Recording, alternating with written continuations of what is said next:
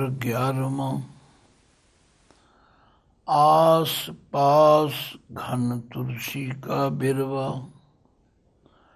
माज बना रस गाऊ रे।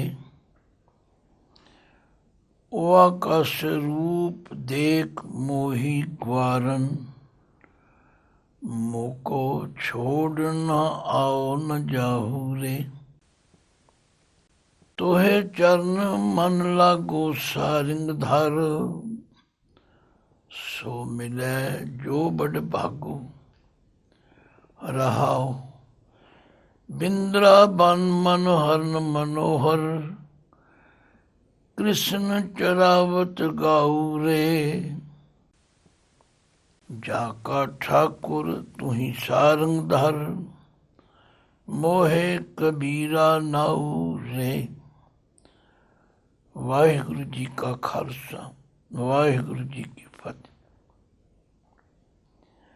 गुरु सवारी साध संगत जीओ, आप जी ने भगत कबीर जी की रसना तो गौड़ी राग विच उचारण किए हुए शब्द, जिसका सिरलेख गौड़ी कबीर जी घर 11।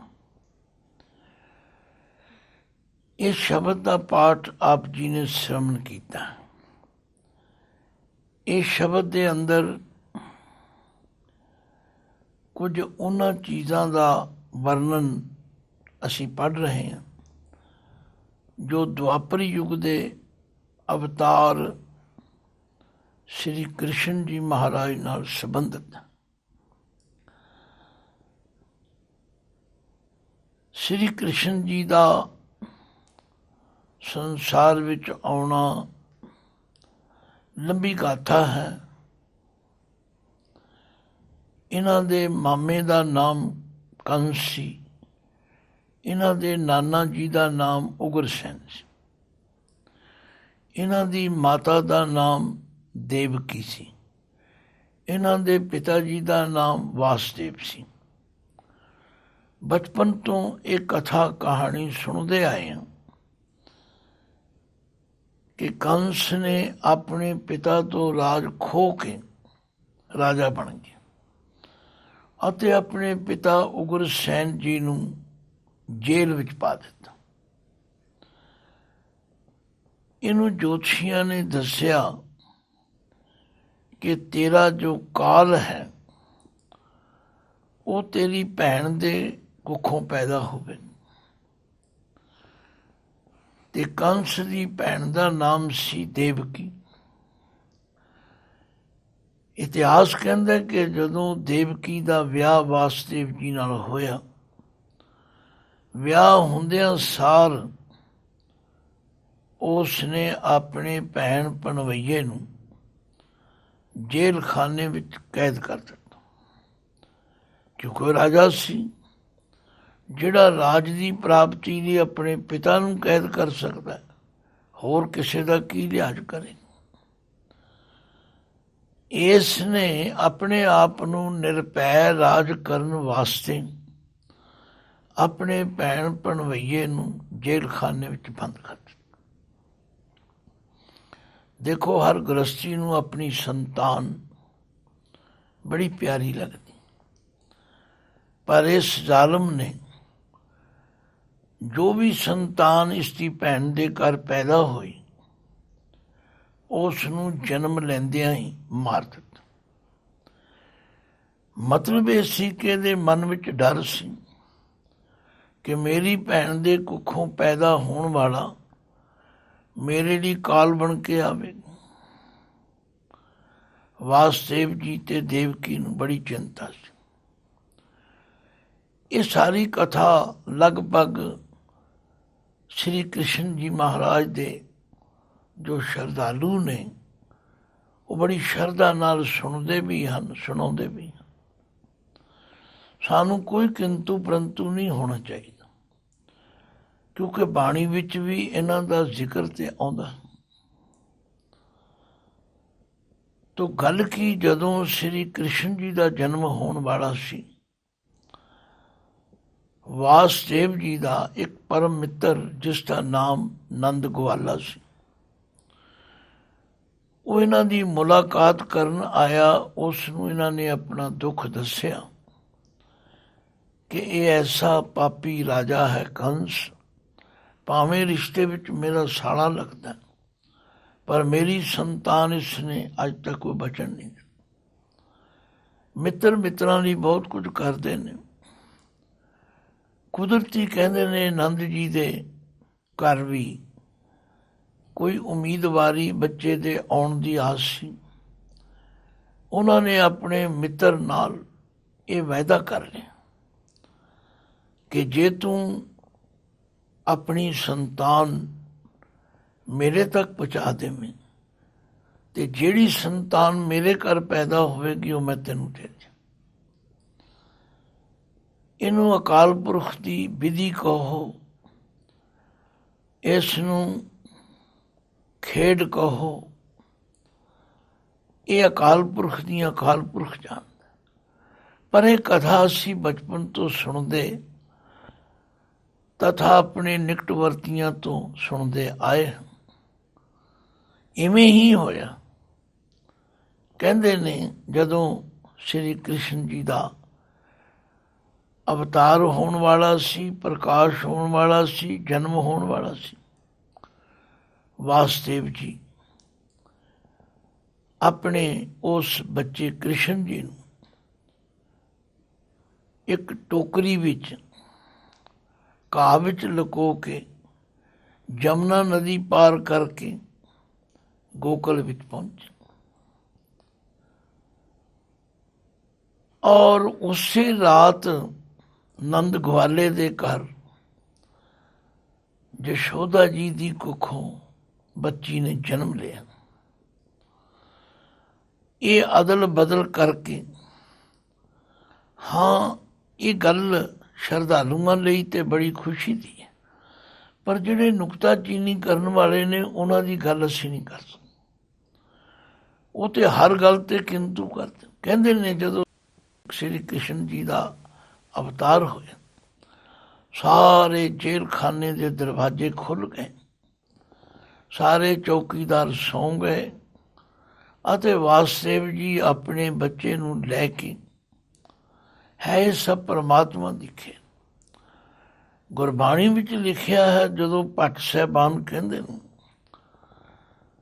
ਸਤਿਯੁਗ ਤੈ ਮਾਣਿਓ ਛਲਿਓ ਬਲ ਬਾਮਨ ਭਾਇਓ, ਤ੍ਰੇਤੇ ਤੈ ਮਾਣਿਓ ਰਾਮ ਰਘੁਵੰਸ਼ ਕਹਾਇਓ, ਦੁਆਪਰ ਕ੍ਰਿਸ਼ਨ ਮੁਰਾਰ ਕੰਸ ਕਿਰਤਾਰਥ ਕੀਓ, ਉਗਰ ਸੈਨ ਕੋ ਰਾਜ ਅਭੈ ਭਗਤਾਂ ਜੰਦੀ, ਕਲਯੁਗ ਪ੍ਰਮਾਣ ਨਾਨਕ ਗੁਰ ਅੰਗਦ ਅਮਰ ਕਹਾਇਓ, ਸ੍ਰੀ ਗੁਰੂ ਰਾਜ ਅਬ ਚਲ ਅਟਲ ਆਦਿ ਪੁਰਖ ਫਰਮਾਇਓ। ਹੁਣ ਇਸ ਇੱਕ ਪੰਕਤੀ ਨਾਲ ਹੀ ਇਹ ਗੱਲ ਸਾਰੀ ਜੁੜ ਜਾਂਦੀ। ਆਖਰ ਸ਼੍ਰੀ ਕ੍ਰਿਸ਼ਨ ਜੀ ਵੱਡੇ ਹੋਏ, ਕੰਸ ਨੇ ਤੇ ਉਸ ਲੜਕੀ ਨੂੰ ਮਰਵਾ ਦਿੱਤਾ, ਕਿਉਂਕਿ ਉਹਦਾ ਹੁਕਮ ਸੀ ਜੋ ਸੰਤਾਨ ਪੈਦਾ ਹੋਵੇ ਮੈਨੂੰ ਦੱਸਿਆ ਜਾਏ। ਗੱਲਾਂ ਬਹੁਤ ਲੰਬੀਆਂ ਚੌੜੀਆਂ ਨੇ, ਅਸੀਂ ਸ਼ਬਦ ਦੀ ਵਿਚਾਰ ਕਰਨੀ। ਆਖਰ ਕ੍ਰਿਸ਼ਨ ਜੀ ਵੱਡੇ ਹੋਏ ਔਰ ਜਿਸ ਤਰ੍ਹਾਂ ਉਹਨਾਂ ਨੇ ਕੰਸ ਨੂੰ ਮਾਰਿਆ, ਇਹ ਵੀ ਗਾਥਾ ਲੰਬੀ ਹੈ। ਹੁਣ ਇਸ ਸ਼ਬਦ ਦੀ ਵਿਚਾਰ ਕਰਨ ਲਈ ਜੇ ਤੇ ਅਸੀਂ ਟੀਕਾਕਾਰਾਂ ਦੇ ਖਿਆਲਾਂ ਵਿੱਚ ਆਈਏ, ਉਹਨਾਂ ਨੇ ਬਹੁਤ ਲੰਬੀਆਂ ਕਹਾਣੀਆਂ ਬਣਾਈਆਂ ਵੀ ਹਨ ਔਰ ਅਰਥਾਂ ਨੂੰ ਆਪਣੇ ਢੰਗ ਨਾਲ, ਚਾਹੇ ਉਹਨਾਂ ਦੀ ਵਿਦਵਤਾ ਕਹੋ, ਇਹਨੂੰ ਕਈ ਰੂਪ ਦੇ ਕੇ ਅਦਲ ਬਦਲ ਵੀ ਕੀਤਾ। ਪਰ ਭਗਤ ਕਬੀਰ ਜੀ ਦੀ ਜੋ ਭਾਵਨਾ ਹੈ, ਅਸੀਂ ਉਹਦਾ ਸਤਿਕਾਰ ਕਰਦੇ ਹੋਏ ਉੱਥੋਂ ਹੀ ਗੱਲ ਸ਼ੁਰੂ ਕਰਦੇ ਹਾਂ।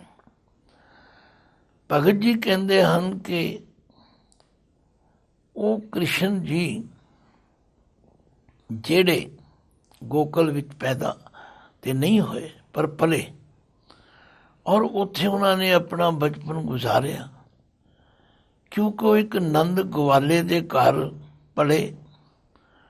ਯਸ਼ੋਦਾ ਮਾਤਾ ਦੀ ਜ਼ੇਰ ਸਰਪ੍ਰਸਤੀ ਉਹਨਾਂ ਦਾ ਬਚਪਨ ਗੁਜ਼ਰਿਆ। ਔਰ ਕੁਦਰਤੀ ਗੱਲ ਹੈ, ਜਿਸ ਦਾ ਪਿਤਾ ਜੋ ਕੰਮ ਕਰਦਾ ਹੋਵੇ ਉਹ ਬੱਚਾ ਵੀ ਕਰਦਾ। ਤੋ ਸ੍ਰੀ ਕ੍ਰਿਸ਼ਨ ਜੀ ਵੀ ਗਊਆਂ ਚਾਰਨ ਜਾਂਦੇ ਸਨ ਤੇ ਉਸ ਬ੍ਰਿੰਦਾਵਨ ਦੇ ਜੋ ਅਰਥ ਸਾਰੇ ਲੋਕ ਕਰਦੇ ਨੇ ਵਿਦਵਾਨ ਕਿ ਉੱਥੇ ਤੁਲਸੀ ਦਾ ਜੰਗਲ ਸੀ, ਭਾਵ ਤੁਲਸੀ ਦੇ ਬੂਟੇ ਬਹੁਤ ਜ਼ਿਆਦਾ ਸਨ। ਕੁਦਰਤੀ ਗੱਲ ਹੈ, ਜਿਸ ਜਗ੍ਹਾ ਤੇ ਜਿਹੜਾ ਬੂਟਾ ਜ਼ਿਆਦਾ ਹੋਵੇ ਉਹਦੇ ਨਾਮ ਨਾਲ, ਜਿਵੇਂ ਅਸੀਂ ਕਹਿੰਦੇ ਅੰਬਾਂ ਦਾ ਬਾਗ, ਜਮੋਇਆਂ ਦਾ ਬਾਗ, ਤੋਤਾਂ ਦਾ ਬਾਗ, ਇਹ ਬਾਗ ਉੱਥੇ ਵੀ ਤੁਲਸੀ ਦੇ ਬ੍ਰਿਛ ਜ਼ਿਆਦਾ ਸਨ। ਤੋ ਭਗਤ ਕਬੀਰ ਜੀ ਨੇ ਤਾਂ ਇੱਕ ਇਸ਼ਾਰੇ ਮਾਤਰ ਇਹ ਗੱਲ ਕਹੀ ਹੈ ਕਿ ਜਿਸ ਤਰ੍ਹਾਂ ਆਸ ਪਾਸ ਘਨ ਤੁਲਸੀ ਕਾ ਬਿਰਵਾ, ਆਲੇ ਦੁਆਲੇ ਘਨ ਬਹੁਤੇ ਤੁਲਸੀ ਦੇ ਬੂਟੇ ਹਨ। ਮਾਝ ਬਨਾਰਸ ਗਾਉਰੇ, ਹੁਣ ਇਹਨਾਂ ਕਈ ਵਿਦਵਾਨਾਂ ਨੇ ਇਹ ਬਨਾਰਸ ਨੂੰ ਬਨਾਰਸ ਬਣਾਇਆ, ਫਿਰ ਉਹਨੂੰ ਬਰਸਾਣਾ ਬਣਾ ਦਿੱਤਾ।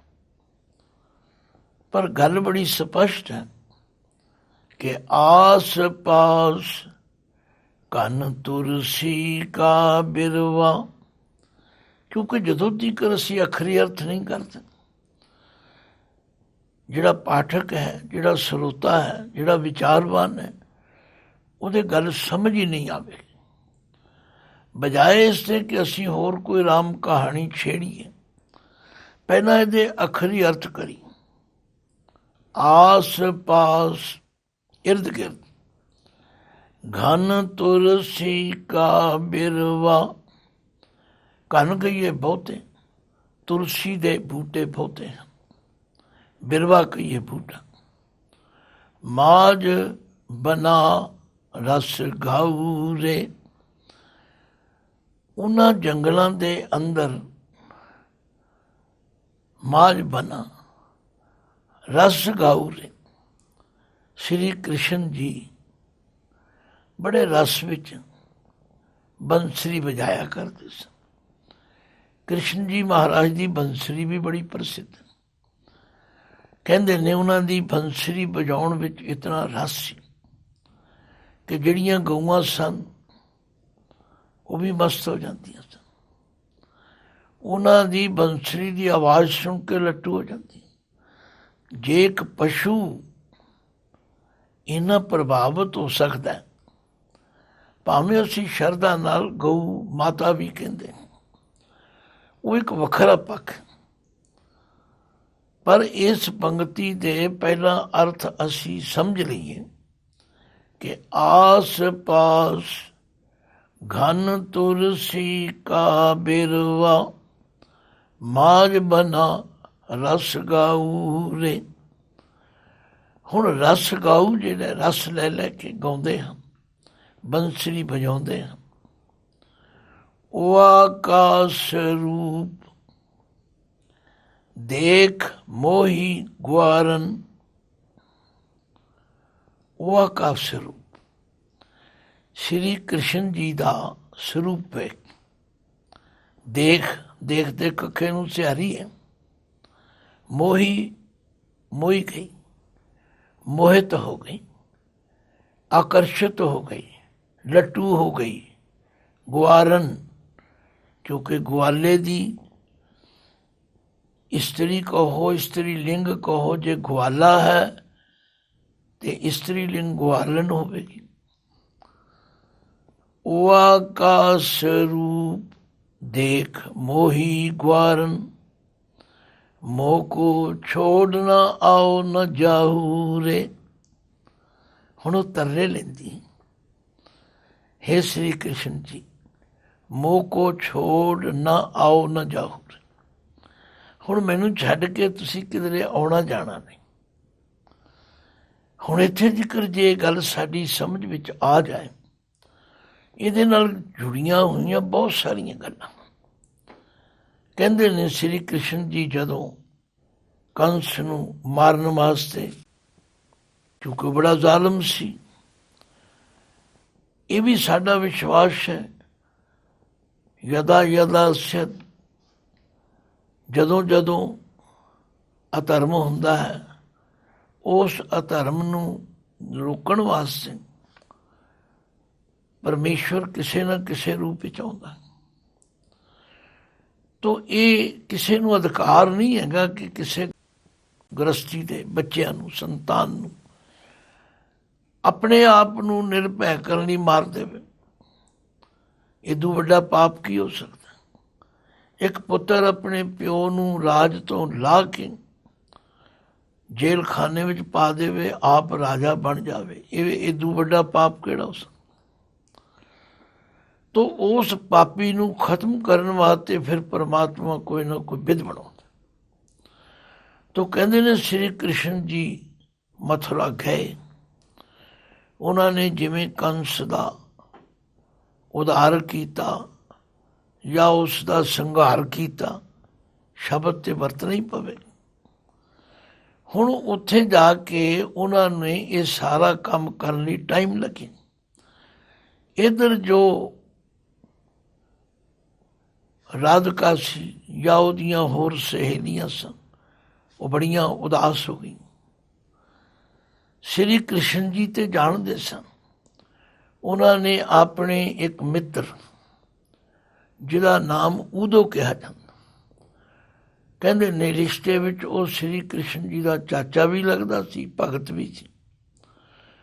ਉਹਨੂੰ ਸ਼੍ਰੀ ਕ੍ਰਿਸ਼ਨ ਜੀ ਨੇ ਵਿਸ਼ੇਸ਼ ਤੌਰ ਤੇ ਗੋਪੀਆਂ ਨੂੰ ਧੀਰਜ ਦੇਣ ਵਾਸਤੇ ਭੇਜੇ। ਤੇ ਜਦੋਂ ਆਇਆ, ਸਾਰੀਆਂ ਗਵਾਲਣਾ ਇਕੱਠੀਆਂ ਹੋ ਕੇ ਕਹਿਣ ਲੱਗੀਆਂ, ਉਦੋਂ ਕਾਨ ਦੀ ਗੱਲ ਸੁਣਾ ਸਾਨੂੰ, ਕਾਨੂੰ ਚਿਣਗ ਚੁਆਤੀਆਂ ਲਾਈਆਂ ਨੀ, ਸਾਨੂੰ ਗੱਲ ਸੁਣਾ, ਸ਼੍ਰੀ ਕ੍ਰਿਸ਼ਨ ਜੀ ਕਦੋਂ ਆਉਣਗੇ? ਉਦੋਂ ਨੇ ਸਮਝਾਇਆ ਬਈ ਹੁਣ ਕ੍ਰਿਸ਼ਨ ਜੀ ਦੀ ਜ਼ਿੰਮੇਵਾਰੀ ਜ਼ਿਆਦਾ ਹੈ, ਉਹ ਨਹੀਂ ਆ ਸਕਦੇ, ਹੁਣ ਤੁਸੀਂ ਸਿਮਰਨ ਕਰੋ। ਤਾਂ ਕਹਿੰਦੇ ਨੇ ਉਦੋਂ ਨੇ ਸਿਮਰਨ ਦਾ ਉਪਦੇਸ਼ ਕੀਤਾ, ਪਰ ਗਵਾਲਣਾ ਕਹਿਣ ਲੱਗੀਆਂ ਉਦੋਂ ਮਨ ਨਹੀਂ 10-20, ਇੱਕ ਮਨ ਸੀ ਜੋ ਸ਼ਾਮ ਜੀ ਲੈ ਗਏ, ਕੌਣ ਭਜੇ ਜਗਦੀਸ਼। ਆਖਿਆ ਇੱਕ ਮਨ ਹੁੰਦਾ, ਉਹ ਸ਼੍ਰੀ ਕ੍ਰਿਸ਼ਨ ਜੀ ਲੈ ਗਏ ਨੇ, ਹੁਣ ਸਿਮਰਨ ਕੌਣ ਕਰੇ? ਜਗਦੀਸ਼ ਦਾ ਸਿਮਰਨ ਕੌਣ? ਮੁੱਕਦੀ ਗੱਲ ਭਗਤ ਕਬੀਰ ਜੀ ਨੇ ਇਸ ਸਾਰੇ ਸ਼ਬਦ ਦੇ ਅੰਦਰ ਆਪਣੇ ਵਾਹਿਗੁਰੂ ਅਕਾਲ ਪੁਰਖ ਨੂੰ ਬੇਨਤੀ ਕੀਤੀ। ਆਖਿਆ ਹੇ ਵਾਹਿਗੁਰੂ, ਇੱਕ ਉਹ ਕ੍ਰਿਸ਼ਨ ਜੀ ਸਨ ਜਿਨ੍ਹਾਂ ਦੇ ਰੂਪ ਨੂੰ ਦੇਖ ਕੇ ਉਹ ਗਵਾਲਣ ਮੋਹੀ ਗਈ ਤੇ ਤਰਲੇ ਲੈਂਦੀ ਹੈ, ਆਸ ਪਾਸ ਘਨ ਤੁਰਸੀ ਕਾ ਬਿਰਵਾ, ਮਾਜ ਬਨਾ ਰਸ ਗਾਉ ਰੇ। ਉਹ ਆਕਾਸ਼ ਰੂਪ ਦੇਖ ਮੋਹੀ ਗੁਆਰਨ, ਮੋਕੋ ਛੋੜ ਨਾ ਆਓ ਨਾ ਜਾਊ ਰੇ। ਹੁਣ ਭਗਤ ਜੀ ਆਪਣੇ ਵੱਲੋਂ ਕਹਿੰਦੇ ਨੇ, ਤੋਹੇ ਚਰਨ ਮਨ ਲਾਗੋ ਸਾਰਿੰਗ ਧਰ। ਹੇ ਧਨੁਸ਼ਧਾਰੀ ਪ੍ਰਭੂ, ਮੇਰਾ ਮਨ ਤੁਹਾਡੇ ਚਰਨਾਂ ਨਾਲ ਲਾਗੇ। ਸੋ ਮਿਲੇ ਜੋ ਬੜ ਭਾਗੋ। ਆਖਿਆ ਤੁਹਾਡੇ ਨਾਲ ਮਿਲਾਪ ਉਸਦਾ ਹੁੰਦਾ ਜੋ ਵੱਡ ਭਾਗੋ, ਜੋ ਵੱਡੇ ਭਾਗਾਂ ਵਾਲਾ। ਉਹਦੇ ਵੱਡੇ ਭਾਗਾਂ ਦੀ ਨਿਸ਼ਾਨੀ ਹੈ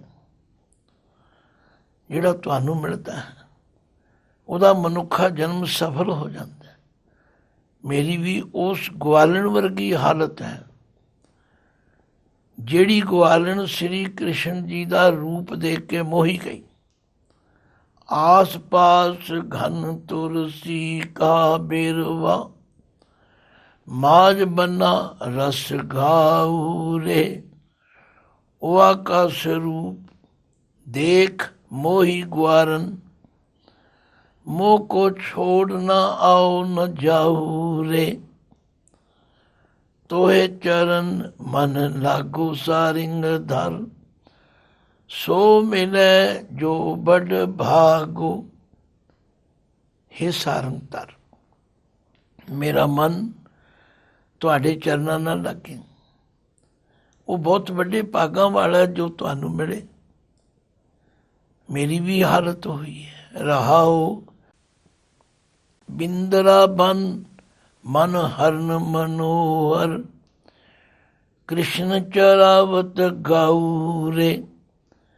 ਜਿਸ ਤਰ੍ਹਾਂ ਬਿੰਦਰਾ ਬਨ ਦੇ ਅੰਦਰ ਉਹ ਮਨ ਹਰਨ, ਮਨ ਨੂੰ ਹਰ ਲੈਣ ਵਾਲੇ, ਮਨੋਹਰ ਖੂਬਸੂਰਤ ਸੁੰਦਰ ਸੌਲੇ ਰੰਗ ਦੇ ਸ੍ਰੀ ਕ੍ਰਿਸ਼ਨ ਜੀ ਗਊਆਂ ਚੁਗਾਉਂਦੇ ਸਨ, ਔਰ ਉਹਨਾਂ ਦੇ ਸੁੰਦਰ ਸਰੂਪ ਨੂੰ, ਉਹਨਾਂ ਦੀ ਬੰਸਰੀ ਨੂੰ, ਉਹਨਾਂ ਦੇ ਕੀਤੇ ਹੋਏ ਕੌਤਕਾਂ ਨੂੰ ਦੇਖ ਕੇ ਜਿਵੇਂ ਉਹ ਗਵਾਲਣ ਮੋਹੀ ਗਈ। ਜਾ ਕਾ ਠਾਕੁਰ ਤੂੰ ਹੀ ਸਾਰੰਗ ਧਰ, ਮੋਹੇ ਕਬੀਰਾ ਨਾਉਰੇ। ਆਖਿਆ ਮੈਂ ਵੀ ਤੇਰਾ ਉਪਾਸ਼ਕ ਹਾਂ, ਤੇਰਾ ਆਸ਼ਕ ਹਾਂ, ਤੇਰੇ ਦਰਸ਼ਨਾਂ ਦਾ ਅਭਿਲਾਸ਼ੀ ਹਾਂ, ਤੇ ਮੇਰਾ ਠਾਕੁਰ ਤੂੰ ਸਾਰੰਗ ਧਰ। ਹੇ ਧਨੁਸ਼ਧਾਰੀ ਤੂੰ ਮੇਰਾ ਮਾਲਕ ਹੈ, ਤੇ ਤੇਰੇ ਨਾਲ ਲੱਗ ਕੇ ਤੇਰਾ ਸਿਮਰਨ ਕਰਕੇ ਮੋਹੇ ਕਬੀਰਾ ਨਾਉਰੇ। ਮੇਰਾ ਨਾਂ ਕਬੀਰ ਹੈ, ਤਥਾ ਤੇਰਾ ਨਾਮ ਜਪਣ ਕਰਕੇ ਮੇਰਾ ਨਾਮ ਕਬੀਰ ਵੱਡਾ ਹੋ ਗਿਆ, ਕਿਉਂਕਿ ਫਾਰਸੀ ਵਿੱਚ ਕਬੀਰ ਵੱਡੇ ਨੂੰ ਕਹਿੰਦੇ ਹਨ। ਤੋ ਗੱਲ ਕੀ ਸਾਧ ਸੰਗਤ ਗੁਰਬਾਣੀ ਦੇ ਅੰਦਰ ਬਹੁਤ ਵਾਰੀ ਪ੍ਰੇਮ ਦੀ ਗਾਥਾ ਨੂੰ ਸਮਝਾਉਣ ਵਾਸਤੇ ਬੜੀਆਂ ਮਿਸਾਲਾਂ ਦਿੱਤੀਆਂ ਨੇ। ਕਿਧਰੇ ਮੱਛੀ ਤੇ ਪਾਣੀ ਦੀ ਮਿਸਾਲ, ਕਿਧਰੇ ਭੌਰੇ ਤੇ ਕਮਲ ਫੁੱਲ ਦੀ ਮਿਸਾਲ, ਕਿਧਰੇ ਦੀਵੇ ਤੇ ਪਤੰਗੇ ਦੀ ਮਿਸਾਲ। ਕਿੰਨੀਆਂ ਕੁ ਗਿਣ ਕੇ ਦੱਸਾਂ। ਤੋ ਜੇ ਭਗਤ ਕਬੀਰ ਜੀ ਨੇ ਇਸ ਸ਼ਬਦ ਦੇ ਰਾਹੀਂ ਉਸ ਗਵਾਲਣ ਦਾ ਹਵਾਲਾ ਦੇ ਕੇ ਸ਼੍ਰੀ ਕ੍ਰਿਸ਼ਨ ਜੀ ਦੀ ਬੰਸਰੀ ਤਥਾ ਉਹਨਾਂ ਦੀ ਉਸ ਭਗਤਣੀ ਦਾ ਹਵਾਲਾ ਦੇ ਕੇ ਆਪਣੇ ਆਪ ਨੂੰ ਪੇਸ਼ ਕੀਤਾ, ਤੇ ਸਾਨੂੰ ਕੀ ਇਤਰਾਜ਼ ਹੋ ਸਕਦਾ। ਪਰ ਹਾਂ, ਅੱਜ ਸਾਡੇ ਵਿਦਵਾਨ ਉਲਝੇ ਹੋਏ ਨੇ। ਕਈ ਤਾਂ ਬਿਲਕੁਲ ਇਸ ਵਿਚਾਰ ਨੂੰ ਹੀ ਸੁਣਨ ਲਈ ਤਿਆਰ ਨਹੀਂ, ਪਰ ਨਹੀਂ, ਇਹ ਸਾਨੂੰ ਕੋਈ ਹੱਕ ਹਾਸਲ ਨਹੀਂ, ਕਿਉਂਕਿ ਜਿਨ੍ਹਾਂ ਮਹਾਂਪੁਰਖਾਂ ਦੀ ਬਾਣੀ ਸ਼੍ਰੀ ਗੁਰੂ ਗ੍ਰੰਥ ਸਾਹਿਬ ਜੀ ਵਿੱਚ ਦਰਜ ਹੈ, ਅਸੀਂ ਉਹਨਾਂ ਦਾ ਸਤਿਕਾਰ ਸਨਮਾਨ ਓਨਾ ਹੀ ਕਰਦੇ ਹਾਂ। ਕਿਉਂਕਿ ਜਦੋਂ ਗੁਰੂ ਗ੍ਰੰਥ ਸਾਹਿਬ ਜੀ ਨੂੰ ਮੱਥਾ ਟੇਕਦੇ, ਅਸੀਂ ਕਦੇ ਇਹ ਨਹੀਂ ਕਿਹਾ ਕਿ ਅਸੀਂ ਫਲਾਣੇ ਭਗਤ ਜੀ ਨੂੰ ਮੱਥਾ ਨਹੀਂ ਟੇਕਦੇ। ਨਹੀਂ, ਅਸੀਂ ਉਹਨਾਂ ਸਾਰਿਆਂ ਨੂੰ ਮੱਥਾ ਟੇਕਦੇ, ਅਤੇ ਜਿਸ ਤਰੀਕੇ ਨਾਲ ਉਹਨਾਂ ਨੇ ਪਰਮਾਤਮਾ ਦੀ ਭਗਤੀ ਦੇ ਪਿਆਰ ਦੇ ਸਿਖਰ ਨੂੰ ਮਾਣਿਆ, ਉਹਦੇ ਤੋਂ ਅਸੀਂ ਪ੍ਰੇਰਨਾ ਲੈ ਸਕਦੇ। ਤੋ ਭਗਤ ਕਬੀਰ ਜੀ ਵੀ ਕਹਿੰਦੇ ਨੇ, ਆਸ ਪਾਸ ਘਨ ਤੁਲਸੀ ਕਾ ਬਿਰਬਾ, ਮਾਜ ਬਨਾ ਰਸ ਗਾਉਰੇ। ओआ का स्वरूप देख मोही ग्वारन, मोह को छोड़ न आओ न जाहू रे। तोहे चार चरण मन लागो सारंग धर, सो मिलै जो बड़ भागो। रहाओ बिंद्रा बन मन हरन मनोहर, कृष्ण चरावत गाऊरे। जाका ठाकुर तुही सारंग धर, मोहे कबीरा नाऊरे। वाहिगुरु जी का खालसा, वाहिगुरु जी की फतेह।